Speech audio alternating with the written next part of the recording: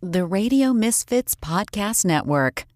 From the birthplace of modern winemaking, Sonoma, California, welcome to the Winemakers with your hosts, Brian Casey, Danielle Langlois, Bart Hansen, and Sam Katuri. Hell yeah, that's Ooh. That good. smells, I like that. that smells like Brian's going to like it. Good. Hey everyone, welcome to the Winemakers. We are not in El Dorado, but we are in El Dorado. It's all about El Dorado today. Danielle and Sam are on special assignment, whatever that means. Yeah, Bart, this show started out as you and I were actually supposed to go on a little trip. And then we can just never get our shit together because just trying to get people on the show, our own hosts, is like herding cats. So we never made it up there. And Lee Hodo, sorry. Lee manager Hodo of the El Dorado 8, which sounds kind of like a cartel. The secrets are ours. We'll never know. So Lee was kind of the organizer of she was good. She stuck with us, and we kind of blew her off maybe a few times because we were just thinking about ourselves, not the industry in general. Yeah, she said you were mean to her. Yeah, and apparently I was mean to her. Apparently I said something that I normally think about, but it came out. I must have been in the afternoon on the telephone after a blending session or something. I'm a PR person. I'm used to abuse. Yeah. No shit. It wasn't really abuse. It might have been a ill-conceived thought. Anyway, we're happy to be here now. Yep. And so Lee, tell us how we ended up here and who you brought with you. Well, as you mentioned, I manage a group called the El Dorado 8. We actually have 9 wineries in our group, and all Wait, El can we Dorado, start there? Pardon me? So can we start there? Sure. What happened? It started off as El Dorado 8. We want to know what happened. Everybody wants in the group. Okay, that's good. Yeah. Okay, so but you can't be in the group unless your wines stack up quality-wise. And who decides that? Are one of you number 9? No. Oh, good. No. So you're the originals. Yeah. Okay, so who's the gatekeeper? So. Yeah. We actually all pre-taste. Anybody who wants in the group, we pre-taste their wines. They have to commit a certain amount of time helping us market the region. So they have to have assets that'll help us market the region. But actually, since we started about 6 years ago, we haven't had much turnover. Our members don't want to leave. So we wanted this 9th winery really bad, and we decided that we would let them in. Can you tell us the name of the 9th, just so we know how cool they are? Bumgardner Winery. Bumgardner. Okay, cool. That's and right. Kind of break down for people who listen to the show that don't know anything about El Dorado. Where is it in relation to, things people know like Sonoma or Napa or San Francisco, or in this case, Sacramento. Yeah. And just real quick, I want to throw out this is that El Dorado County is a huge county, and it's super diverse, right? Super diverse. I did the little tiny bit of research that I always do, and seeing that I didn't realize that, Heavenly Valley is in El Dorado and part of Lake Tahoe is El Dorado. And, I think us here in Sonoma, we kind of confuse El Dorado, Amador, Calaveras as far as wine growing areas, like who's on top, who's the farthest north, that kind of alignment. So you guys, while we're talking here, be sure to throw out the reasons why you are in El Dorado and not one of those other places, even if it's just because my family had property there. So anyway, go ahead. Well, easiest way to put it is that we are an hour east of Sacramento and an hour west of Lake Tahoe. It's obviously, we're one AVA within the larger Sierra Foothill AVA. But we're extremely unique within all of the Sierra Foothill AVAs, and I'll let the guys tell you all about that. All right, so with us today we got Nolan Jones from Lava Cap. We got Tom Stinton from Starfield. Oh, that's actually I'm his son, Rob. Oh, okay, cool. So The younger, cooler. So better looking. Rob Jones from Lava Cap. Nolan Jones from Lava Cap. Rob Stinton. See, this is what happens when you do research. So welcome to the winemakers. And hold on, Peter Delfino. Got that right. That's right. And so the people that I was telling you about that were in here last week were telling me, "Oh, you got to go to Delfino," but That's this guy. That's my spot. but But then they brought Starfield wine.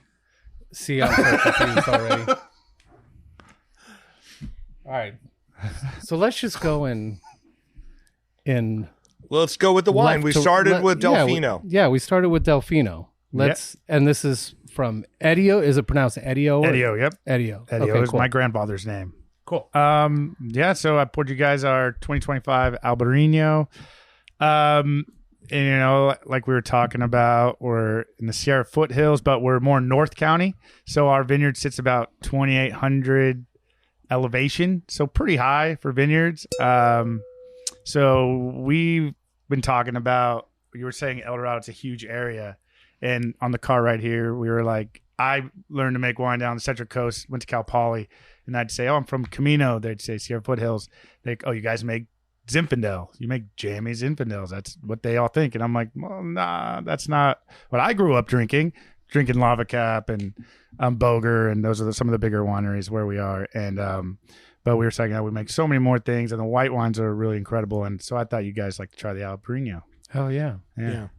No, it's delicious. Because I don't know what you guys preconceived notions of El Dorado County were, because you kind of touched on it. It's big and it's big. And is it different? Is Calaveras different than El Dorado, which is different than, you know? And we know that they are, but again, I'm in the wine business, and I'm, you know, not exactly sure. And I was the same way. Well, like when I was growing up learning about wine, and we were doing a lot more exploring than what we do now, it was Boger Zin, it was Lava Cap, it was but it was all Zins and Reds, and that's what we thought about it, you know. And maybe it was planted more to Reds at the time, but you know, all of a sudden it's kind of fashionable to make, you know, high acid, crispy, light white wines, right? Yeah, that is the trend, but we've been already doing it. They've been doing it since the 70s. Yeah, I think we kind of get lumped into Amador County. Yeah. So that they kind of hang their hat on their Zinfandels, and we're nothing like Amador County, like temperature wise, soil. And you guys don't have to wait to chime in. You should. I wasn't sure if the mics were on. Feel free to interrupt. I think in terms of geography, we're pretty distinct from the rest of the region. So we're the highest elevation portion of the Sierra foothills. And so our temperatures, our climate is really dictated by that elevation. And so in general, we're a lot cooler than most of the region. But also our proximity to some of the major watershed drainages in the Sierra Nevada mountains shapes kind of the airflow in and out of our area. So we get this cooling effect there's a 10,000 foot ridge directly to the east of us, like 45 miles. And it's just a gradual slope until you get to the base of those, and then it's pretty steep. But there's these big channels that go down the western slope of the Sierra Nevada. So you get this cooling air that comes down at night, and you get this warm air coming off the Central Valley in the morning. So geographically, we're distinct in terms of elevation, soil type, but also kind of the microclimates that come with drainage and airflow and movement in our local area.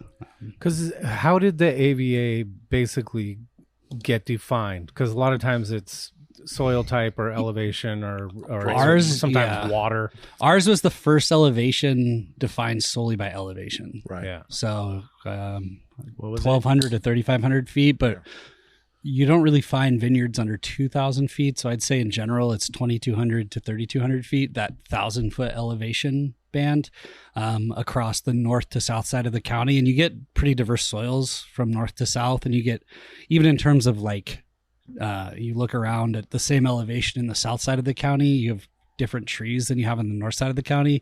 So as you go north in the Sierra Nevada, you start getting more water. Anyway, soil changes, but it's really that 1,000-foot elevation band between 2,200 and 3,200 feet that the majority of our vineyards are planted that really define our style. Yeah. And so for you specifically, how did you end up there? My grandparents bought a piece of land in 1976. Yeah. So my grandfather was a geology professor at UC Berkeley, and he was a home winemaker. He wanted to do winemaking when he retired, and looked all over the state, looked in Oregon.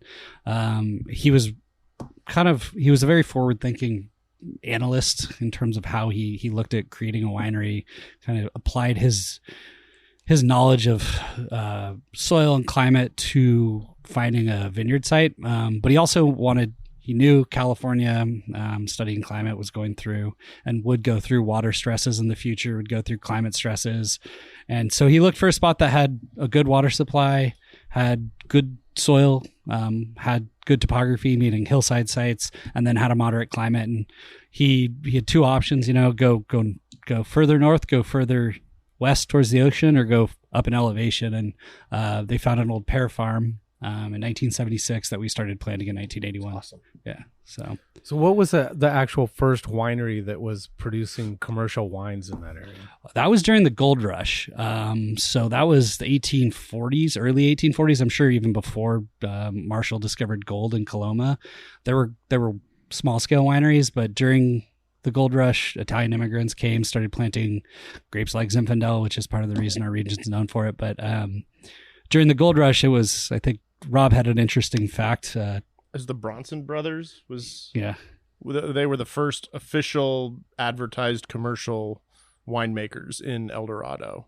How do you know this? My dad's a history buff, so the Tom Sinton that you referred to, and he found that piece of information. I think he found a clipping in an old newspaper article, and it was the Bronson brothers advertising their wine. And so we did name a wine blend after them, which I think the last vintage we made was 2020 of that wine. So, but a GSM blend, and just to honor kind of the heritage of the whole place, which was originally, I think, the Motherlode area, which did include Calaveras and Amador and all of that. But we were originally, I think, producing around 25% of all wine grapes in California. Right. No shit. And today, El Dorado produces 0.5% of all wine grapes grown in California. Put that in perspective too, because I ask that question a lot in the tasting room when people come in here from other parts of the country, and I ask them, what percentage of the wine coming out of California do you think comes from Napa? And they're like, they always say it's always over like 50%. They're like, I don't know, 70%. I'm like, no, it's 3%, and Sonoma's 5%. So most people don't understand that most of the wine's coming from. They make really long rows in the Central Valley. Yeah, if you've driven on I-5, that's where the wine is coming from in California. They're getting shorter right now. Thank God. Yeah. No, but it's cool. I think all of us have a unique history of geology and mining around our individual properties as well. So at Lava Cap is actually a miner's term. So the name of our winery is a miner's term for this volcanic, it's like an andesite soil that was compacted. And then the topsoil was weathered away, but you have this thick layer of compacted ash essentially. But the miners knew that ash flowed down the western slope of the Sierra Nevada in ancient riverbeds and trapped gold-bearing gravel. And so they'd go looking for quote-unquote lava cap to tunnel through it and then mine the gravel underneath it for the gold. So around our property, we have 3 or 4 shafts that go straight down. And I know, Starfield has an interesting history. And I know Pete's Delfino's winery, Edio, is, I don't know, a mile from us. So yeah, so we I don't know, my recent, we're sort of the newer brand on the block, I guess, is we started in 2011 and bought the property in El Dorado in 2012, but we did rip a bunch of the land because it was just a defunct pear orchard like your place, and it was so we pulled up a big giant quartz boulder that one of the guys who pulled it up was out there chiseling after he was done working, and he was convinced he was going to find a gold vein on it. And but just down, we just hired a guy for our restaurant up there that they had a a mine shaft in the actual restaurant that you could sit next to and stare down. So it's definitely, the whole area is riddled with just old mines. And as soon as regulations came, they basically said you can't pollute the waterways to pull the gold out, and that basically killed all of the gold mining up there. So, and with it, a lot of the viticulture. So, what was it about that area that they were growing pears? That's a question for Peter. Well, I mean, my family didn't come in until after the pears. So my grandpa, Edio, who we named our vineyard after, he was the ag commissioner of El Dorado County when he was 30. His brother, actually Edio, was the commissioner of Napa Valley. So the brothers were both commissioners of the different counties. So the old timers probably remember that name. And he was asked to, the pear decline, which has just wiped out all the pears in the region. We need to pick a new crop, or what we're going to do. And he chose apples. And for agritourism, Apple Hill. Right. I'm sure you guys have heard of Apple Hill. So all of our wineries sit right in the heart of Apple Hill. Right. My winery in particular started out as a Apple Hill bakery. And then me and my siblings, third generation, we started the winemaking and the viticulture, even though my grandpa started the vineyard because his family came from St. Helena, or his family came from Italy, ended up in St. Helena, sold it in the 70s. I always joke, I wish he didn't sell that. He would have kept that property, but he bought the property we have up in Camino with that money. So you grew up where? In Camino, California. You grew up? Oakland. You? I worked at Pete's family's farm, which is about a mile from my house. So I worked in the pie shop. Okay. Neighbors with Peter. Okay. Me and Nolan grew up together. I know all his sister's my age, and Nolan's mother was their my teacher, school teacher. Okay. Yeah. And you Small and you're the outsider. I'm the outsider. Yeah, they've rejected me, obviously. Yeah. we looked at it. Well, you dressed funny, you know.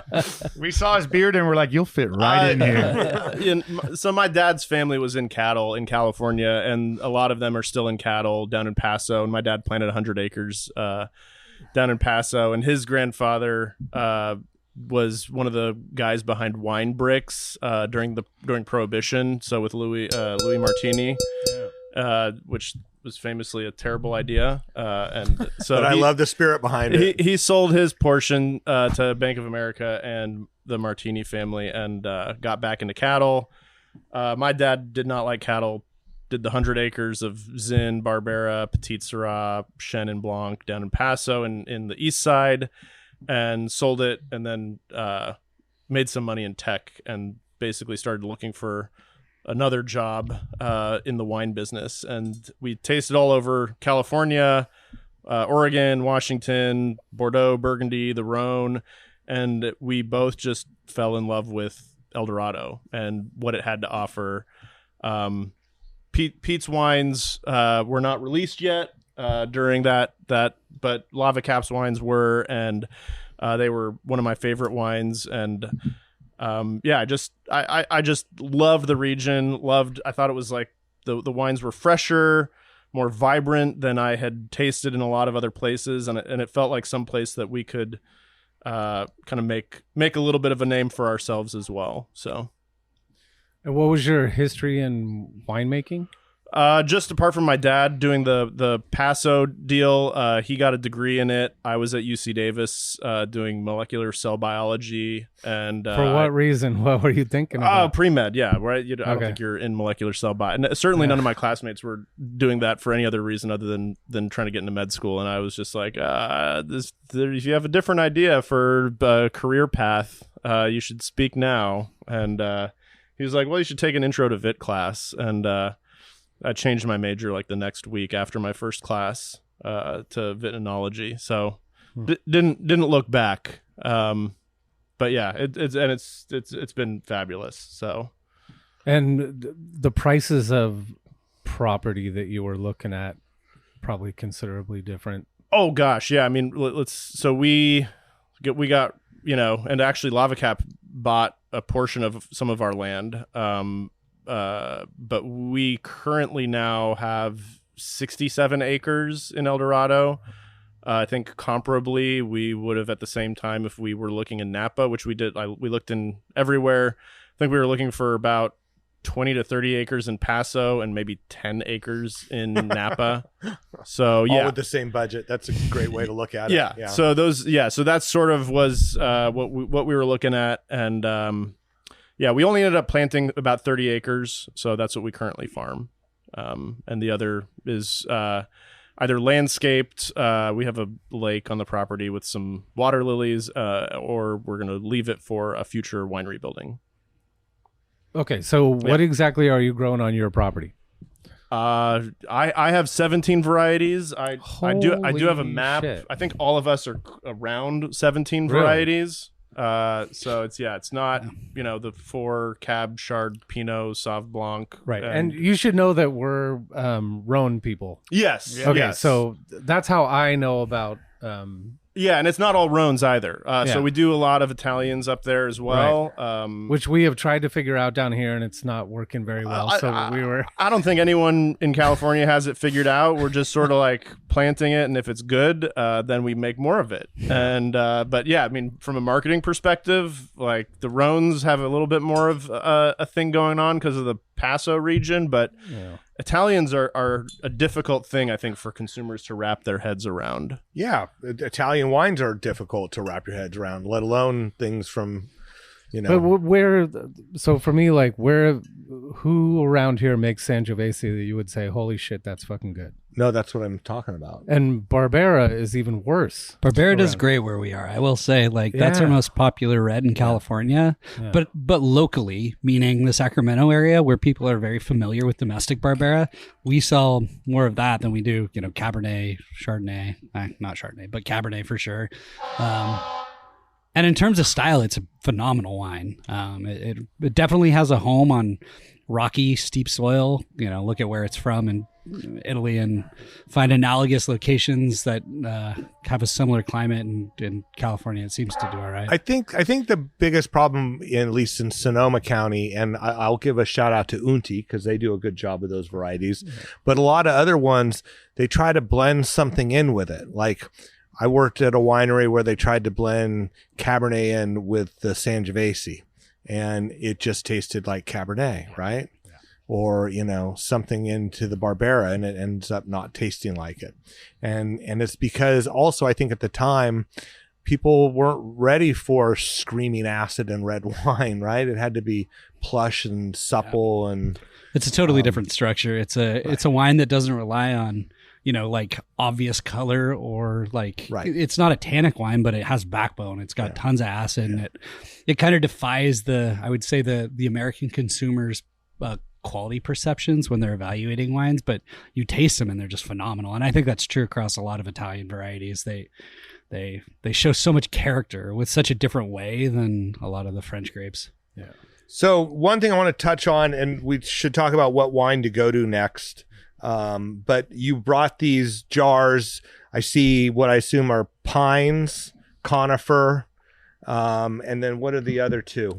Yeah, so we have Ponderosa pine, incense cedar, and Douglas fir in these mason jars here, and then a combination of the 3 trees that I just cut this morning, and I was almost late getting into my carpool because I was out cutting sticks. And I want to bring it up because Brian and I both, we get grapes from a vineyard called the Rossi Ranch, and we always say the Rossi Ranch has a unique aroma to it across all the wines, and it's because it's not surrounded in vineyards, it's surrounded by oak forest, oak forest lands.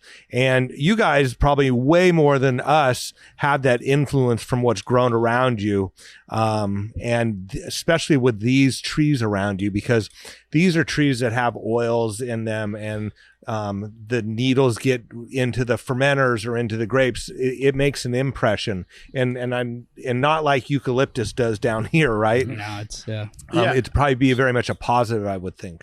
And I do think and I've suggested to the group, and I don't know how much, haven't done any research, but I do think things like Rutherford dust could potentially be oak tree influence from the Napa Hills that are right there, right? Which is largely, I think, an oak forest. Yeah.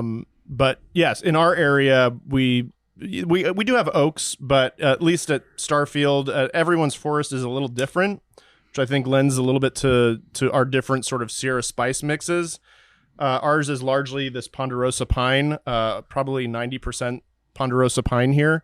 And then to lesser degrees, the incense cedar, and then the most valuable tree during the gold rush, which was clear cut, was Douglas fir. Wait, why is that?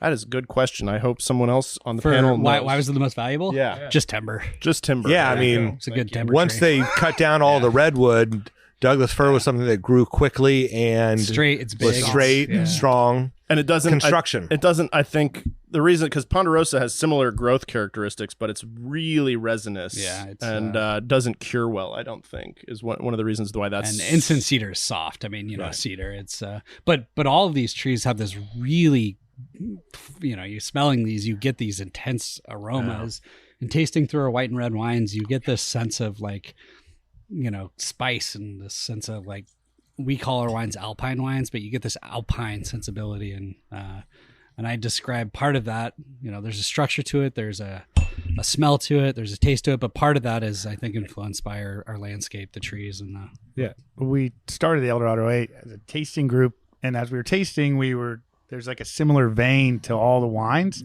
and we were trying to throw around an idea, and I think Nolan was the first one to say Sierra Spice, and I describe it as like a Christmas tree character, and I pick it up in obviously the more reds. You guys are trying our Grenache right now, and you'll get some subtle notes of that, and all the vineyards are surrounded by it, all the cedars and the pines, And then you have a Grenache also, right? Yeah, we Starfield? we probably would have coordinated differently. We but didn't know. We just sort of like show up places and bring wines that we like to drink. I think is what we Yeah. do. So How strange. Oh, thank you. So you'll get a pretty close comparison of two El Dorado Grenaches if you're interested. I also brought it to Knot. So And honestly, we try them, and we get tricked ourselves on who produces it. I mean, So I didn't bring a Grenache, but you taste these 3 Grenaches that are grown, Starfield, Lava Cap, and Edio, grown within 3 miles of each other, and they're all very, very similar with, our own unique spin on it, but there's an unmistakable regional identity. The wine's very floral, it's very lifted, it's very bright, and that's true across all the reds, all the whites, but it's fun comparison. At least you get to compare 2 Grenaches and see that similarity. So of your U9 wineries, you're all family owned? Yep. Every single winery. Yeah, there's not In a the single area. corporate And winery that was ABA. my next question. So you guys still have maintained completely family owned. That's so awesome. far, yeah, it's really great. And like we said, Rob's new, but we know all the families Yeah, personally. Went to school with all their kids, and so You go to the tasting rooms. Usually the owners are pouring wine for you, or the winemaker's pouring wine. yeah. And Lee was just making fun of us. She's like, "You guys know everybody." Like we were talking about the UPS store people. yeah, we're losing a UPS store employee. And we're all devastated. Yeah, moving away. Yeah, I'm sure Sonoma's kind of like that too. We got Rob, our UPS driver, that we were so bummed when we didn't see him anymore because we were able to tip him in wine and yeah. You They develop know a where- rapport with people. Yeah. Yeah, it's a small town, and beyond just the town, it's a small winemaking community, and I think that's part of what makes it. I worked in France and here in Napa or Sonoma and in Napa and down on the Central Coast, and even in the most close knit communities outside of El Dorado, you have to join together. You feel like you're fighting the world, and so we're like a little band of Indians fighting a much larger empire. that was going to be my next question was like, how do you get the wines out there? Because so you guys don't know me. I'm a former restaurant person, so hospitality person. So I always was a server or a somm or beverage director, and I loved introducing wines like this to people that would, because everyone comes here from somewhere else in the United States. They come here and they want to drink Camus, Chateau Montelena, Jordan, Silver Oak, the same shit that they can find in their restaurant at at home. And I get it because it's kind of like, oh, you're coming to the Mecca. Just like I go to Tablas Creek when I'm down in Paso because I got to pay homage or whatever to Tablas. But there's so many other cool places to go.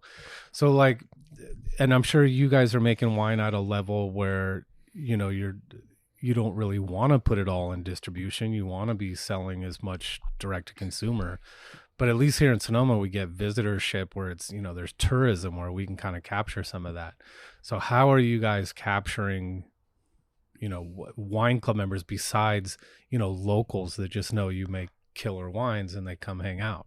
I think Apple Hill is a one huge way is part. Apple Hill, which you probably knew about that before you knew about the wine industry, and so a lot of people come to Apple Hill and then they'll find that the wines actually are really good, and but that's like the big agritourism area. It's what keeps the whole town afloat is the Apple Hill. But the wines are gaining every year, and hopefully one day it could be equal terms to Apple Hill. And I think like it's busier than you think. So at least our experience at Lava Cap is Apple Hill is a great time of year to like, you see a good bump in your wine club membership and you see great visitation through the tasting room. But, Sacramento is a growing city with a pretty large growing suburb, Folsom, in the kind of the eastern portion of the area. So even within our local, what is SAC, maybe 3 million people, 2.5 million people, you see a pretty healthy visitation. And you see a lot of loyalty because I think people, because we are so authentic, because we're all family run, because the experiences in our tasting room are, either with a winemaker or with a family member, and the wines are very fairly priced. What we see is we have extremely loyal customers and a loyal base of consumers that come back a lot. And so we're out in the middle of nowhere, but we're closer than people think. Yeah. And we're literally on 50 on your way to Tahoe. So, yeah. And actually, we're only 15 minutes longer from SFO than to drive from SFO to Napa Valley. Right. And then if people come visit one of you, then they probably don't just come visit one person. They probably go tasting at 2, 3, 4 other places. Yeah, and that's a good point of like, as a community, because we're not fighting against each other. We're working together. And I know we get a lot of people that were just at Starfield or Lava Cap or Boger, and they're like, oh, we recommend to come over here. And so, and vice versa. We always send people their way. So that's one thing. So we try to get them. It's like, when you read a lot, or at least I read as much as I can about marketing. I read. Yeah. Period. End of sentence. I read. We just did a podcast with Erin, who's the editor at Wine Business Monthly, and she started this thing called Novel Pairings, where she's pairing a book with a wine. And I was the only one at the table. I'm just looking at people. I'm like, I haven't read a book in 30 years. Well, felt like an idiot. But I mean, what I was going to say is like when you read about like trends in marketing or how to connect with consumers, I think they're looking for what we have, which 100%. is authenticity. I appreciate the polish that like a corporate winery can bring to the experience, but I also appreciate the realness and the rawness of going to a family winery that has tons of character. It's like appreciating in the Matrix the level at which the AI is crushing and growing humans, though. It's like, yeah, there's an appreciation of the efficiency and the manipulation in some ways, but yeah, the genuineness and actual real people aren't there. Well, and you can go tasting. I don't know. Ours is $15, and we waive it with a bottle purchase. Like, right. It's a very affordable.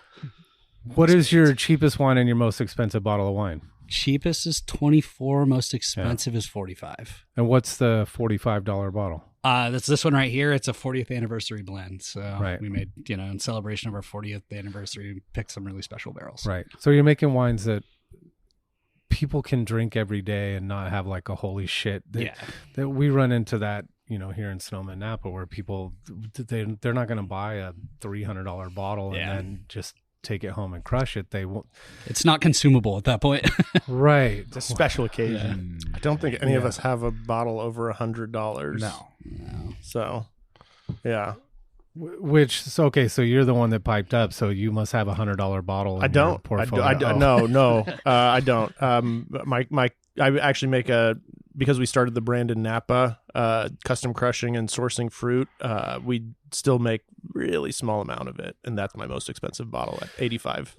And are all you guys making wine on the property, or are you at a crush pad facility, or is there even such a thing? I'm at a crush pad facility. Yeah, we have not built the winery yet, and we are custom crushing at another one of the 9 wineries that is part of the group. Okay, so at Element 79 Vineyards. Yeah. Okay, cool.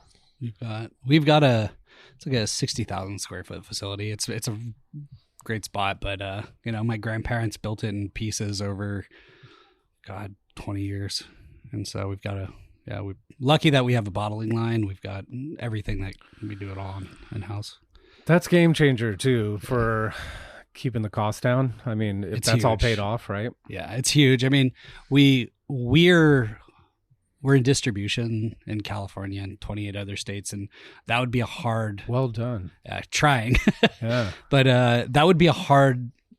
It's the wholesale side would be hard to do if we couldn't do everything ourselves. And so from our perspective, we started in a world where you had to do everything yourself. Like there were no, we were the 3rd winery in the county, so you needed a bottling line, you needed to have everything in house, and we've kept that skill in house, which allows us to have a lot of flexibility. But yeah, it definitely helps keep costs down quite a bit.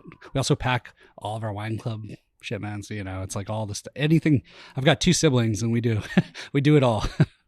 Yeah, so now I work for 16600 where you guys are now. We're at about 3,500 cases, so there's 5 of us that do pretty much whatever needs to get done. You just do it. Yeah. Delfino's got the ultimate family story too about. Bring it on. Yeah, sure. Wait, can we pour another wine while we're doing it? Do you want another Grenache, or do you want something else? I'm a Grenache freak. Let's do the Grenache comparison. Did he get your Grenache? Yeah, he got it. He's fucking delicious. Thank you. So my story, like I told you, my grandpa started the Apple Hill farm, but and he had vineyard, but he just sold his grapes to Boger and Lava Cap. And growing up, my older sister, I have 3 siblings, an older sister, 2 younger brothers. When I was very young, a teenager, even though I said I'll never work in an orchard because I hated it growing up, she was like, "No, you're going to be the winemaker of our winery one day." And she's like, "I'm going to be the GM, and my younger brother is going to be the viticulturist." And so, now that I'm 36, we all do that. We all went to Cal Poly. I majored in winemaking, my brother in viticulture, and she in wine marketing. And she kind of runs it. I make the wine, and my brother grows the grapes, and it's a whole family thing. And like you said, here we have our cousins work there, our spouses work there. So when we're doing bottling, I got my brother-in-law, my cousin. But it wasn't a winery until your generation. And speaking about community, is in 2018. So we had the bakery since the 60s, but in 2018, I came back from Central Coast, and we didn't have a facility, and there wasn't that many custom crushes. So I asked Nolan's dad if I could make like 800 cases at his place, and at first he seemed hesitant, but I was like, "You knew me since I was in kindergarten. You have to do this." and he did. And I asked him, I was like, "So would you ever let anybody else do it?" He's like, "You were the first, and you were the last." we have enough to deal with, but no. But it was cool, and I got to work with them and learn about the fruit a little more, and. But yeah, it was fun, and it was a good time. I wish I still worked there. And so, what is your total case production? We do like 3,500. You're around 3,500, and wine club, obviously part of. That's huge for us. Yeah. So my sister actually, is starting our new wine club. It's more like since we're the Apple Hill farm, it's more like a subscription to the farm. So you do like there's tiers to it, but like let's say $50, and then you just get $50 into our Delfino Farms bank. But you could come to a concert or get a pie or just do a traditional wine where we send you wine or whatever you want, and it seems to be working so far for us. We just did it last year, so that's our new way. But that she came from corporate wineries, so she's really into the wine club. Wait, so she was the one that sold you into the subscription? Yeah, that was her idea. I don't think there's many other wineries that have ever done it. They're starting to do that around here. I know. Kind of weird. She was in Forbes magazine over the idea.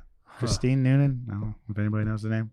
But and then what do you do if people like kind of disappear where they haven't come to visit you and they haven't bought the wine? They haven't just charged the guard for So that hasn't happened that often. I asked her that. I'm like, what if like they just accrue all this money and they just never spend it? She's like, they can spend it whenever they want. They just sits there. It hasn't really happened yet. And Okay, because I joined. Have you guys ever heard of Hanson's vodka? They make it down here in Sonoma. It's made from Yeah, grapes. mhm, It's yeah. non-GMO. Blah blah blah. So I went there for like some tour in like 2019, and joined their club, and then completely forgot about it. And last year, my wife said something about, I was going through like junk email, and I'm like, what the fuck? These people are like keep reaching out to us. So I went there, and they're like, yeah, you have 48 bottles of vodka that you have never picked up that you have been charged for. So I got mad at my wife, and I'm like, why wouldn't you say something? She's like, if it's under like $200, I don't really like think about it. You're just like, that was the whole reason, because getting charged $350 every 4 months is a lot harder to somebody than getting charged $50 every single month. right. That's kind of the strategy, and it seems that we have less cancellations. And also, we're not just a winery, so like we said, we have the bakery and the Apple Hill, so you could come and bring your kids and just use it on pies. Or we do hard cider too, because we're And the concerts are pretty yeah, sweet. the concerts, They get big bands. Yeah, we've Like, been doing some concert series. But I know you guys have like a Grateful Dead vibe. We had Dogs in a Pile there. I don't know if you've heard of them, but they're pretty cool. And yeah, And so fun. how Jam is that? band. Just like summertime? It's like a summertime, and it started out as like, a white easy up with just like a local band, and now it's turned into full blown concerts where Like stage? Yeah, we have a stage, and we got they're bands. like big name bands. We have They're bands like Charlie Crockett was there a couple of years ago, and I see some of the things that they want, like charcuterie plates, and they need this special kind of hummus, and I'm like, who is Beyonce coming here? I'm like, but no, it's cool. Blue And M&Ms. yeah, and so yeah, it's kind of been a cool thing for us to do every summer. But yeah, you could use your points on that. So Right. yeah, it's like the concerts had kind of morphed into a bigger thing than we thought. But yeah, we got like we always thought Gunlock was like our inspiration, their concerts. Jeff, yeah. Yeah. So we got like a tiered lawn that people sit at in a stage, and we have a whole sound crew, and it's a cool thing. It's called Folk on the Farm. Okay, and so it's once a year? Yeah, it's 12. Well, this year You have 19. 19. Yeah. But yeah, it's usually every Saturday night through summer. Oh, wow. Yeah, every Saturday. Wow. Yeah, so I don't go anywhere. My family doesn't go anywhere during the summer. This is a miracle that we've got him out here. We got a concert on Friday. Uncle Lucius. I don't know. It's sold out.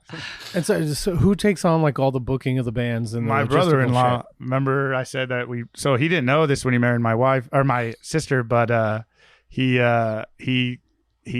now books the bands, and that's what he's gotten You into. work for the family now. Yeah, and once you're in, you're in. Yeah, there's no leaving the Delfino Yeah, no one's family. already in because he worked at the pie shop when he was 16. Yeah, so I tried to leave once. No. It was not pretty. no.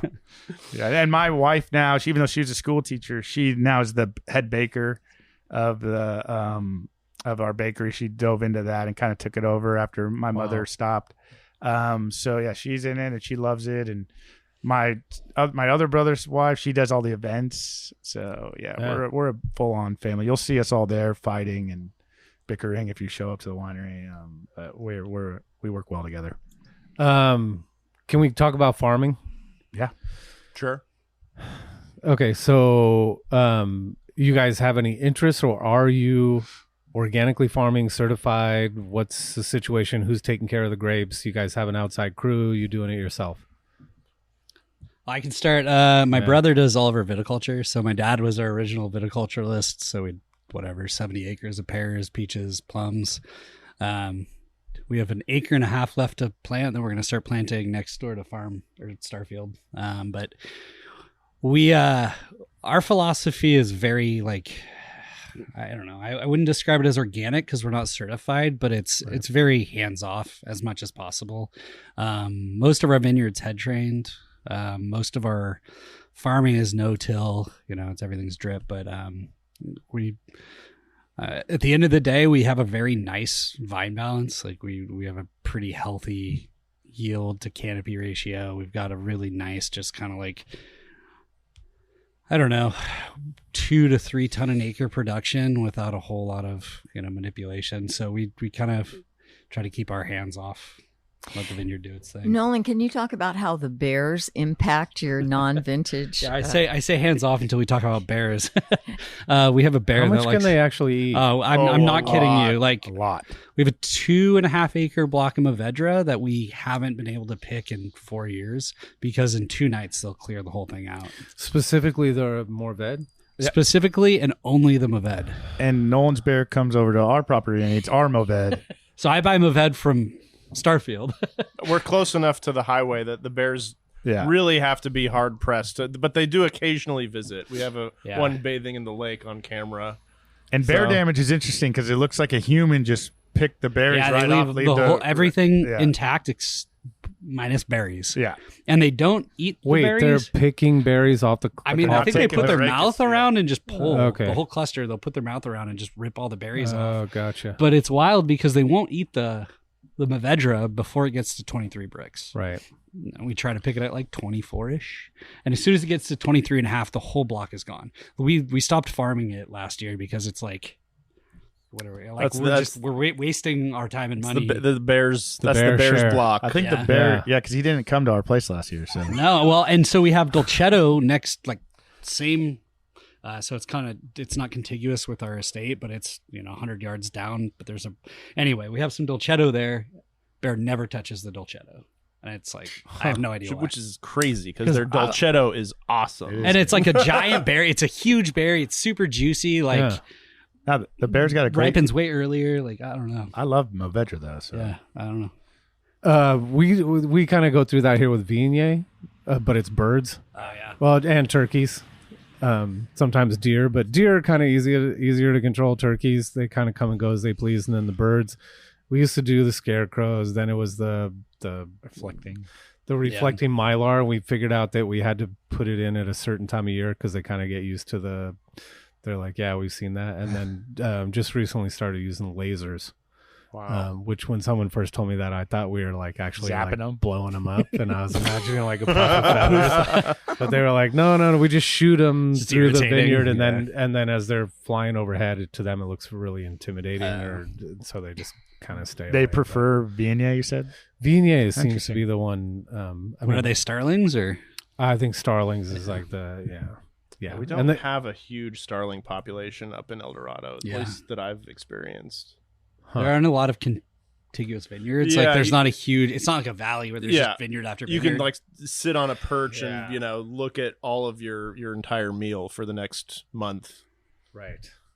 Yeah, we've got between our 3 wineries, it's pretty like steep rolling hills with a very, very large 2,000-foot gorge to the north of us. So it's a pretty dramatic landscape with, I don't know, big canyons, a lot of forest, and then directly to our north is north and northeast is it's all national forest. So we definitely have it's a very rugged environment that kind of fosters some interesting wildlife. A lot of mountain lions. So. Are you guys? What's keeping you motivated and going? Is it financial? Is it? That's a good question. Right. Is it that you're getting some, like scores on your wine, so you're like, okay, we're on to something here? Is it just talking to people every day that are excited about what you're doing? And I think the passion of the area. We're still hungry. We're trying to show what we can be, and we all believe it, and we want the rest of California, even just Northern California, to realize it. And I could tell in every single person I talk to, nobody is just like, they're all like, yeah, let's, show everybody that we make good wine up here and good winemakers up here. And so that's what's keeping me going. And getting good scores helps. It reassures you that you're doing something right. This generation too of winemakers up there, in most cases, have all left El Dorado, been educated in viticulture, and interned all over the world. Right. So they brought different quality standards, certainly a different level of enthusiasm. And, that's at least what I pick up. They just want to make the best wines, and farming is really interesting to them. And yeah. they've tasted and been around the best. It's interesting. Like I worked in my first job outside of Lava Cap when I was 18, went to college. I wanted nothing to do with the winery or winemaking, but had a year working for the Army Corps of Engineers behind a desk and hated it. And, wanted to get some experience working elsewhere. And I went and worked in France. I worked for a big winery, but there was this very communal nature to everything where there were a lot of small producers and big producers, but everyone was in the same boat. And there was just this really great culture behind it. And it was at the heart of it, small scale, even if the grapes were going to a big winery. And that's what I appreciate about our region, where, you're working with handmade wines, you're working with hand farmed vineyards, you're working in, the equivalent of a village, just a village in Northern California and in the middle of nowhere, kind of 20 minutes east of Sacramento. But yeah, it's a really cool community. And for me, I think there's definitely some opportunity to show both Northern California, in my case, hopefully the whole country, these really compelling wines that represent, I think, a different take on California. The wines are really focused, they're really fresh, they're really balanced, they're really elegant, they're food friendly, and they're not, they're approachable. The prices are right, and so I really am. I believe in what we're doing, and I want to see that forward. Because we've had like an exodus from here, from Sonoma and Napa. You have people that leave to either go up to Washington or Oregon, or even like Lodi, where they're like, we can't compete with all these other people, especially, on the dark side, on the other side of the hill there, where like something like 30% of the wineries aren't even profitable. It's a lot of VC money or whatever that's come in. And so people are kind of moving out to areas where they can, and these are great winemakers. They just can't do it where they were taught or where they grew up. Do you guys see any outsiders coming in trying to buy up some besides you? Everyone's looking at me right now. You know, that is me. So. I don't know. You bought like a dilapidated pear farm and turned it into something really cool, though. Like, you're not pushing out neighbors. You're creating a new opportunity. We didn't push anyone. It wasn't out. like you were part of Gallo or the wine group and you came in and bought 600 acres. No. We bought a small number of acres, and it's still small. It's just me and my dad, and it's I just like drinking and making good wine. That's pretty much what drives me. You and your dad. I'm not a particularly complicated person, so you and your dad are real geeky scientists. We like the science and stuff, and I don't just wake up and make good wine. Like, I study hard to make good wine. So, I think it's a really fabulous region. I am the guy who came in and bought something and turned it in. But I'm about as close to like venture capital as it gets up there, I think. We're not being pressured out by anybody. Let's put it that way. No. Honestly, if anybody's looking for some great vineyards, buy places in El Dorado and keep them going, because there are a lot of, I would say 70 plus year vineyard farmers who are, they're just going to start folding things up, and some really cool vineyards are probably going to go by the wayside because there's no one to take them over. Yeah, can you guys name the other 6, I guess, wineries that are in your help crew? Me out here. Okay, we have Boger. Yeah. Edio at Delfino Farms. Yeah. We've got Element 79, Starfield, Lava Cap, of course, Miraflores, Baumgartner, whom I mentioned, Madronia. And Cedarville. That's always the one I miss because he's so small. Yeah. And what were you guys doing down here today? We're barnstorming. Love it. Part of what this group feels we need to do right now is come to you. And until you know more about what we are up there, we just can't stay in our little safe spot and expect people to discover us. And this group, our intent from the beginning was to market the wines of the region, not throw parties, not, talk about hotels and restaurants, but to really help people understand the kinds of wines we're making up there. So we've done a lot of it from that location, but now we're going to be on the road. And how did you get involved? I moved to Sacramento from Santa Rosa. I was actually in Napa and Sonoma for 50 years. Doing what? Winery PR. For, oh gosh, do you have an hour? I mean, throw me 5 I'll names. tell you, most years we're at Rodney Strong Vineyards. I used to represent the Napa Valley Wine Auction. I was executive director of Russian River Valley Wine Growers. Worked at Bishane and Carneros. So I did a little bit of everything, but I have been on my own for about 30 years.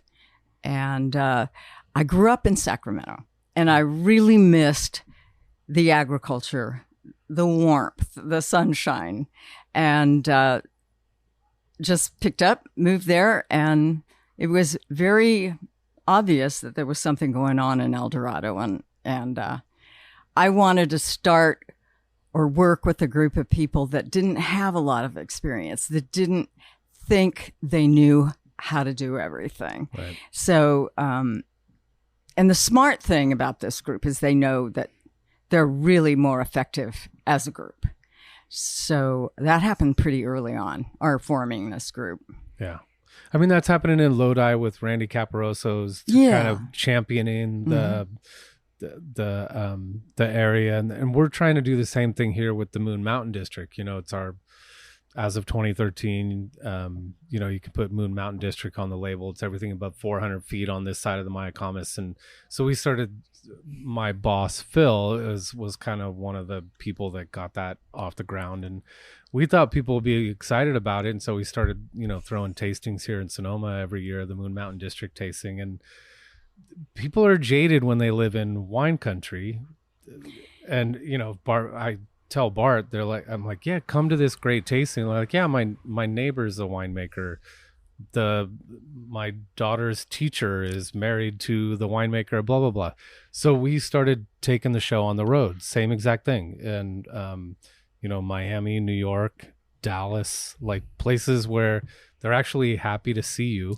Yeah. You know what I mean? It sounds stupid, Yeah. but it's like they're excited that like someone from California is coming out. Consumers want to relatable. know there's something else out there besides the two main wine regions in California. Right. They also want to taste something different. Yeah. And between you three, you have, or each of them grows 17 different grapes varieties. So consumers are going to taste grape wines that are made from grapes that they've never heard of, that are excellent. Yeah. So what do? You just come kidnap them out of their house? You tell them to be ready at 6 a.m. and you come Wasn't pick them that up early, and but do you even tell them where they're going, or you just Are you effectively kidding? shove them in the back of the van? Yeah. I'm Mama Bear. Yeah. Absolutely. I'm always She's herding bugging. cats. Yeah. Yeah. Definitely. But you know what? I've worked in lots of wine regions. This is probably one of the most enjoyable wine regions I've ever worked with, because they really want this to happen. They all know each other. They know each other's families. They know where their bodies are buried, so they work together well. Yeah. And who do you want to come up and see you? Is it someone like Coloni or Suckling or those kind of people? Do you want them to make a trip and go taste it every place? Well, of course. And, you know, El Dorado County is stunningly beautiful, and it's rich with recreation. So I want anybody I can get up there basically to come up and see that, you know, this wine region offers incredible experience, just a lifestyle experience. So in the beginning, yeah, I want anybody and everybody to come up there. And I believe that if we kind of start the rumble that the really big guys will want to come and spend some time with us. But we've come a long way in 6 years. You know, there were individuals that they didn't want to taste our wines, but all of that has changed now. We're getting actually people requesting our wines. Right. But that's all about just talking to as many people as you can, kind of spreading like oil everywhere. And we've just, you know, kind of touched the surface. This wine in particular smells like these. Yeah, this is our 40th anniversary blend. It's a 60 Syrah, 40 Cab, and both of those bring a different herbal aromatic to the combo. Like the Syrah is super savory. It's super peppery. It's got kind of almost like a citrusy component to it. And then the Cab brings that minty herbal element, but it's like unmistakably like pine. It's a super cool piney wine. I love it because it's also got good weight without being fat. It's got good tannin without being chewy or like too concentrated. So it's a nice combination that I think. So these are two different blocks that I blended. So my grandparents planted Cab, my dad and grandparents, but they also, you know, shortly thereafter thought Syrah would go well. So I wanted to include some old blocks in this blend that I thought showed some really fun flavors that are unique to our region. And so put those together and you definitely get this, like, I don't know. Yeah. Like I get that pine aromatic very distinctly. And Cabernet, was that like a new thing? What was it? I mean, were people primarily Zinfandel at first and then kind of started to make their way to Italian varietals, Rhone varietals, and then who was the first one that decided, hey, let's plant some Cab up here? We did Cab. Well, you had Cab. Well, right away. us, My grandpa chose in the 80s or 70s. He chose Cabernet and Pinot Grigio. Those are the two varieties that he chose because they were the cool. Wait, you still doing a Pinot Grigio? No, but we still do the Cab. We still have the Cab vineyard. It produces like 1 ton an acre, and you wouldn't guess that it was a Cab if you tried it. It's like a true alpine, hot 3,000 feet elevation vineyard. It never ripens all the way. It ripens to like maybe 22, 23. On like in 2024, we had that warmer year. It got to 24, but it's interesting. We talk about because of the UV density of being that high. No matter how early we pick it, we don't get any of those green bell peppery like characters that you get from like a underripe Cab because it's not underripe. It reached phenolic maturity. Just the bricks never get that high. So it's a very interesting. It tricks people all the time. And I'm like, this is a Cab. And they're like, we planted 81. We planted Cab. It's actually our most popular wine now. So we do. And they're old. Yeah, they're old vines. Yeah, they're cool. They're old head trained vines. But I mean, same thing. We'll pick it at 22 bricks and there's not a drop of pyrazine in it. But that's that minty character you get on that. So that kind of like, I don't know. It's always a really, really pretty herbal character, even at lower bricks. It's never that just super pyrazine bell pepper, which, you know, I think it's a fun side of Cabernet that our region shows. I also brought a Cabernet that's a blend of 5 different vineyards from around us, and it's pretty wild that that was a warm year and we picked most things at about 25, but it's it drinks, I don't know, really balanced. What's going on? Are you guys seeing, I'm assuming you guys are having as wild of a year as we are down here. Oh yeah. Out in the vineyard that I mean, we were starting off like 6 weeks ahead of schedule. I think we're I like Hansel wineries might be done by mid-August picking. Whoa, that's great. No, we're early, but we're always much later than you guys down here. So really? We're normally Why about is a month. that? It's just so much cooler in the spring. We bud out so much later, and then it's cooler in the fall. long ripening for Yeah. us. So we bud out You about get a long hang time Yeah. up there. Yeah. It's really late. But then when does this? I'm sorry to interrupt you. No, When you're when does the weather get like too cold? Where then do you actually get snow sometimes while you're doing harvest? Yeah, we picked our fucking in bananas. 23. We had to pick our Cab. I was just telling you about because it was going to snow the next day. Right. We didn't want the workers to be standing in the snow, and I didn't want to be out there either. yeah, I'd say like the And it's rare that the snow will make us forced to be picked, but the cooler years, yeah, it is crazy. And that's a double-edged sword because frost is a major problem. We get a late frost in the spring, and that's kind of got us in 22. But it's fun growing grapes, right? Well, and then for people who don't realize that some vineyards actually sit in snow for part of the year, which I didn't really think about until we went up to Walla Walla one year, and I was seeing what they were doing up there. I'm like, these people are fucking nuts. Like, why would you want to put yourself through this? Growing in 200 feet of rock, but what do you guys do? How do you prepare for when winter's coming? What do you do with your vines?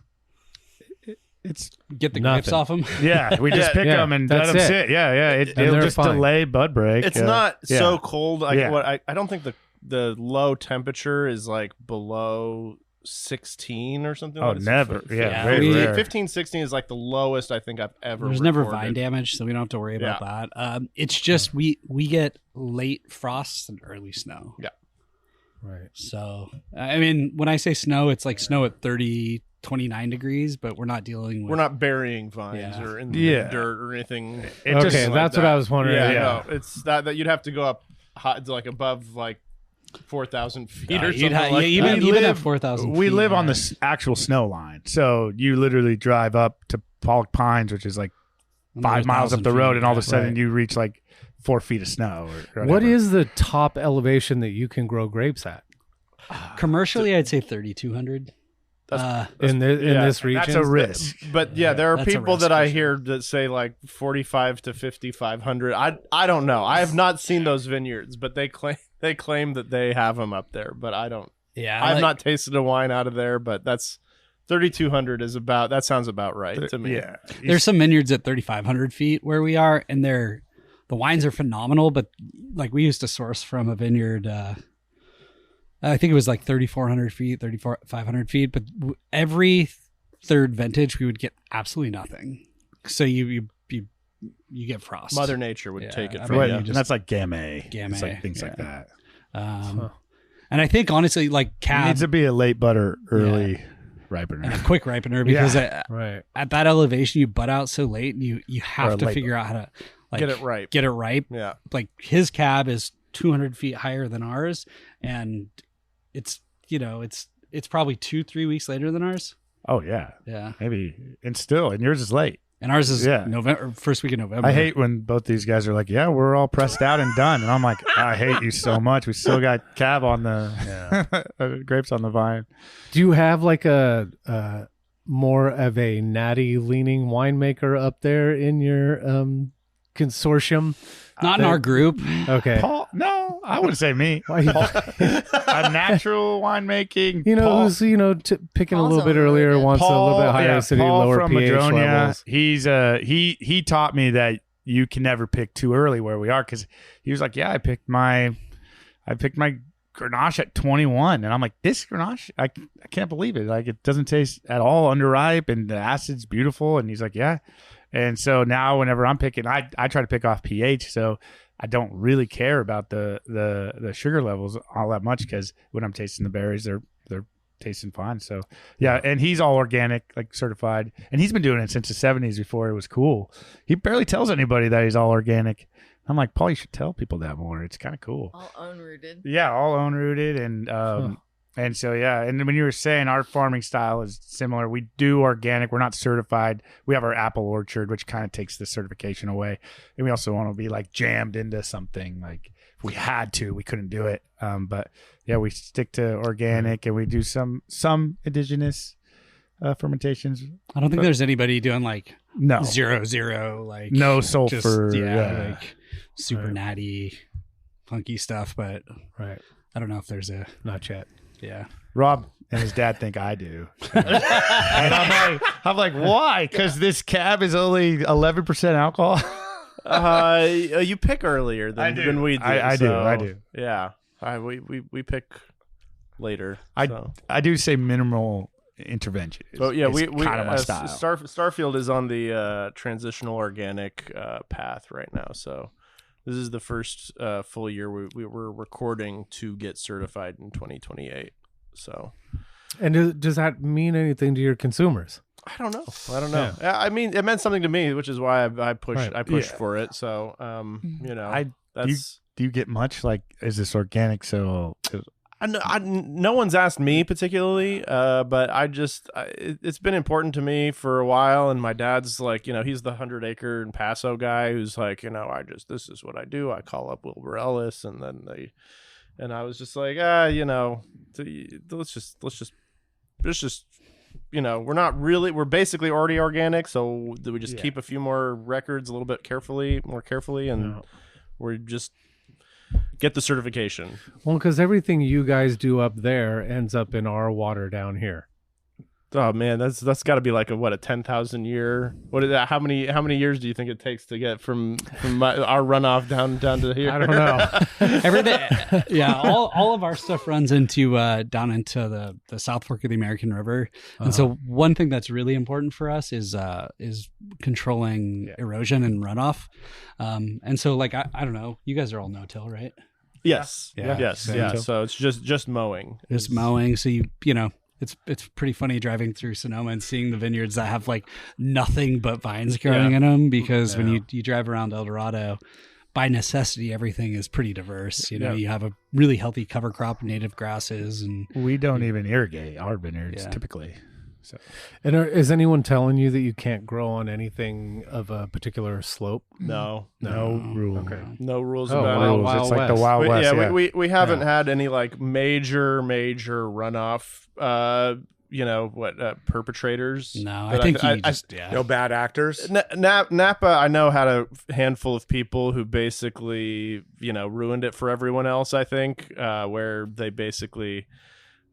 Tilled right before a rain or something like that, and the whole hillside basically ran down into the water. So no, we I remember Starfield, we were going to do every other row tilling, and we did it like it was a while before the first rain of the fall, and there was so much runoff on our property that we were just like that. Nope, never again. That year we were just like, we're permanent cover crop from that year on. So that was that. So there's not and it's kind of wild too. There's not like a deep topsoil layer anywhere we are. Yeah. It's in our vineyard, it's nothing like inches to maybe 2 feet, 3 feet. Yep. So you're working with, the parent material that's decomposed enough to plant something in, but there's spots in our vineyard where there's no chance of planting. Like my wife and I, we did all of our gardening in our tasting room, and it was like, where do you put trees? It's like, where can you dig a pickaxe just enough to get the root ball deep enough, and that's about it.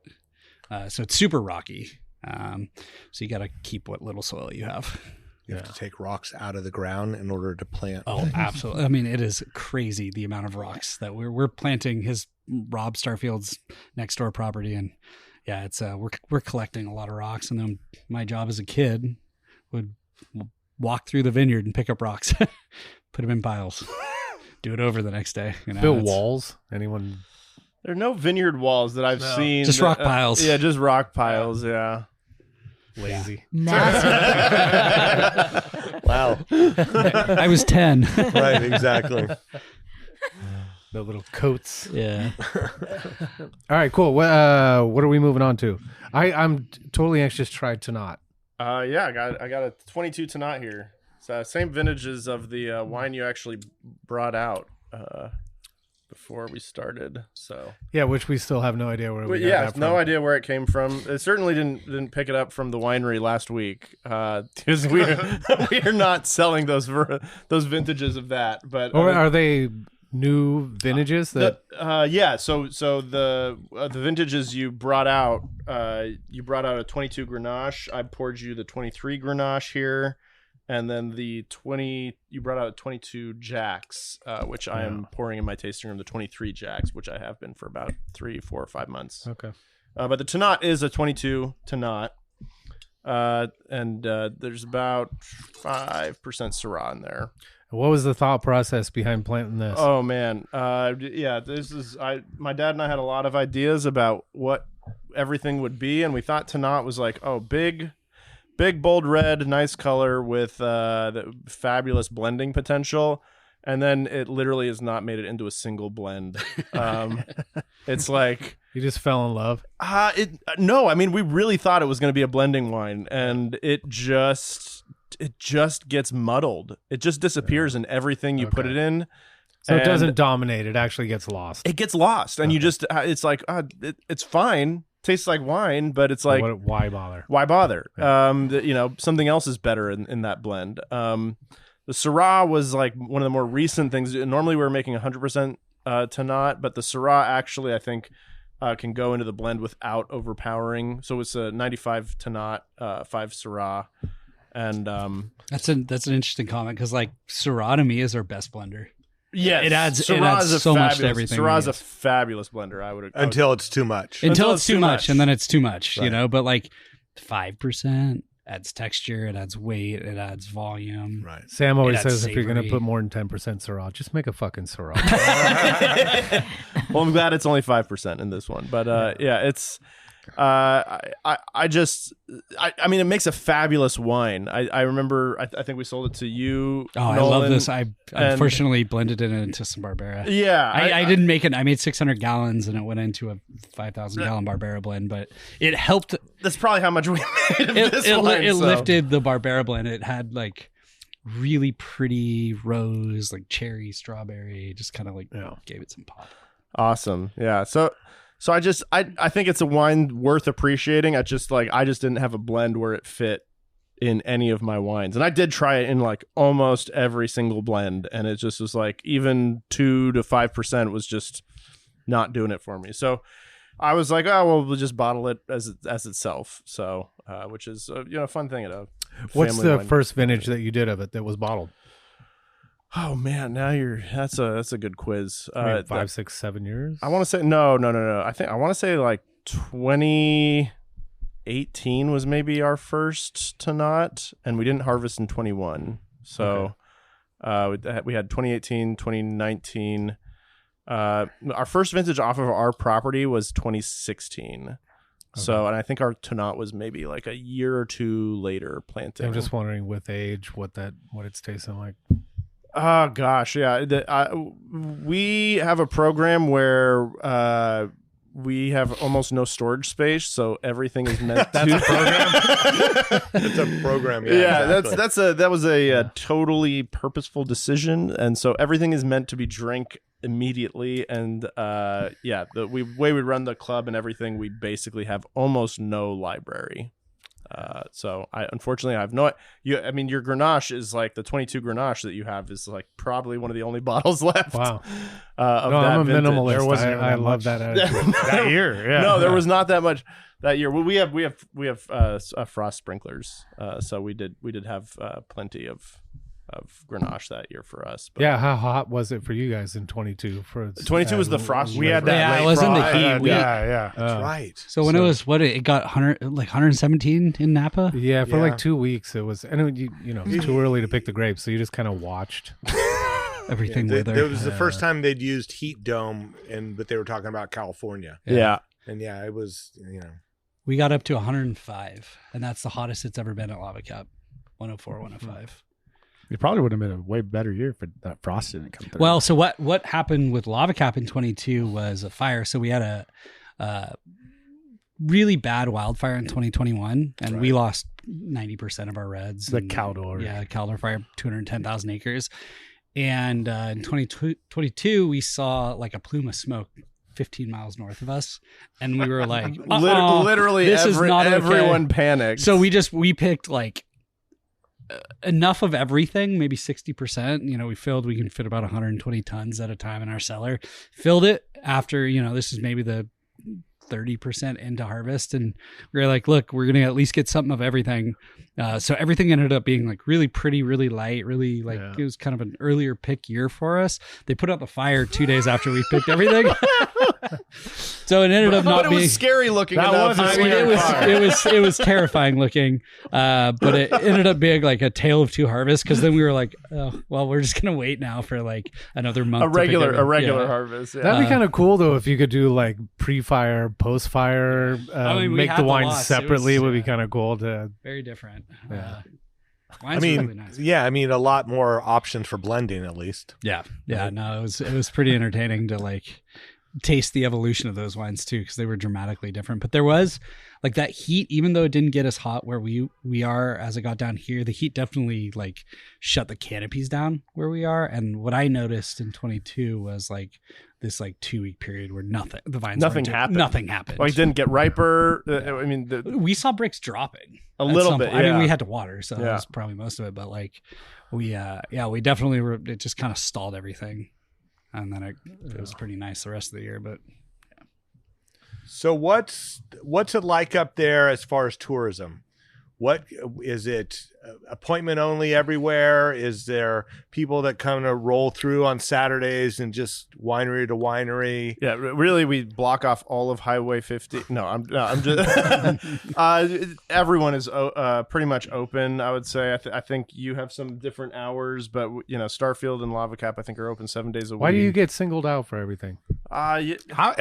I don't know. Yeah, right. What's up with that? Why aren't you open? Like I don't want to be there all 7 days of the week. Or I couldn't come here. It's almost like you were the 9th winery to join. Yeah, something. guys. I think I was number 1. They have a lot more going on at their winery. We're not open Tuesday, Wednesday. Okay, so, there you go. Because yeah, I would say almost across the board, it's like no reservations required.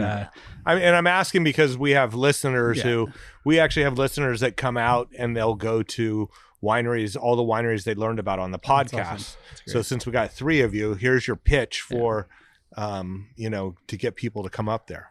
Yeah, no. So we're open Thursday to Monday. And during apple season, the bakery's open Thursday to Monday, but not during apple season. It's open on the weekends, and the whole farm grounds is open. We got farm animals, and so yeah, come up and try our wines. And people stay in Placerville?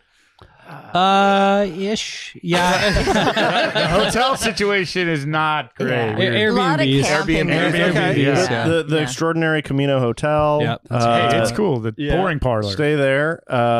She's fabulous. Raven. Carrie House.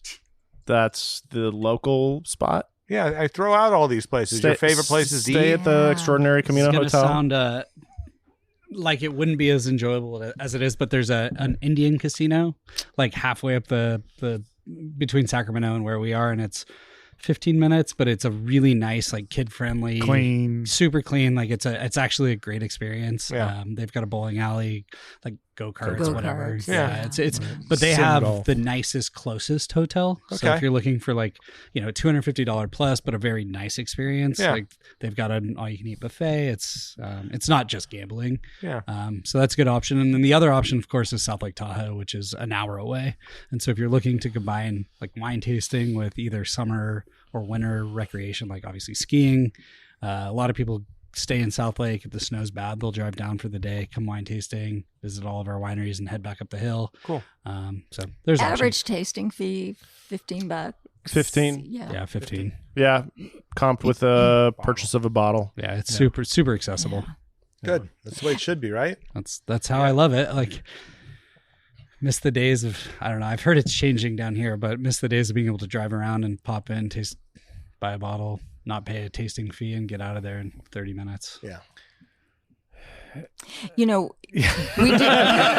No, sorry, I have to interject.